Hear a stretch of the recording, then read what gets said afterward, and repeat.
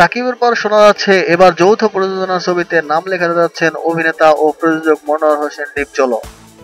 যৌথ প্রযোজনার সিনেমা নিয়ে সবসময় বিরোধী অবস্থানে ছিলেন ঢাকাই সিনেমার সুপারস্টার অভিনেতা সাকিব খান সহ এফডিসি কেন্দ্রিক তারকা অভিনেতা ও অভিনেত্রী এবং নির্মাতারা। এমনকি যৌথ প্রযোজনার বিরুদ্ধে রাস্তায় নেমে আন্দোলন করতে দেখা গেছে তাদের। কিন্তু ইদানিং যৌথ প্রযোজনা নিয়ে তাদের মধ্যে বরফ গলতে শুরু করেছে। সাকিবের পর এবার নাম লেখাচ্ছেন ডিপজল। গেল বছরের শিকারির মধ্য দিয়ে যৌথ প্রযোজনা ছবিতে নাম লেখান ঢাকাই সিনেমার সুপারস্টার অভিনেতা সাকিব খান। এরপর সম্প্রতি শেষ করলেন নবাব নামের আরেকটি সিনেমা এবং কলকাতার সি ভ্যাক্স ফিল্মসের সঙ্গে 3টি সিনেমায় চুক্তিবদ্ধ হয়েছেন অতি সম্প্রতি।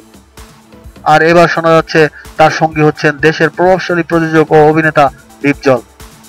আর একই ছবিতে অভিনয় করবেন কলকাতার জনপ্রিয় অভিনেতা মিঠুন চক্রবর্তী।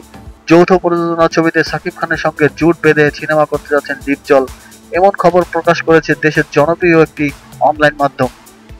সংবাদ মাধ্যমটি প্রকাশিত খবরে জানানো হয়, কলকাতার প্রভাবশালী প্রযোজনা সংস্থা সি ভ্যাক্স ফিল্মসের সঙ্গে মিলে সিনেমা করতে পারেন ডিপজল। এর মধ্যে এই প্রযোজনা সংস্থার সঙ্গে চুক্তি হয়েছেন সাকিব। সব ঠিক থাকলে আসছে মাসের প্রথম সপ্তাহে সি ভ্যাক্স ফিল্মসের তরফ থেকে ডিপজলের সঙ্গে কথাবার্তা চূড়ান্ত করতে প্রতিনিধি দলও আসবে বলে জানিয়েছেন ডিপজল। শোনা যাচ্ছে প্রযোজনা ছাড়াও আসছে ছবিতে অভিনয়ও করবেন ডিপজল। রোজার ঈদকে কেন্দ্র করে নির্মিতব্য এই সিনেমার সাকিব খান ছাড়াও সায়ন্তিকা এবং মিঠুন চক্রবর্তী অভিনয় করতে পারেন বলে ইঙ্গিত দেন ডিপজল। সঙ্গে তিনি এও জানান, নিজেদের স্বার্থ বড় মনে হলেই কেবল ভেঙ্কটেশের সঙ্গে চুক্তিতে যাবেন, অন্যথায় যৌথ প্রযোজনায় যেতে রাজি নন তিনি।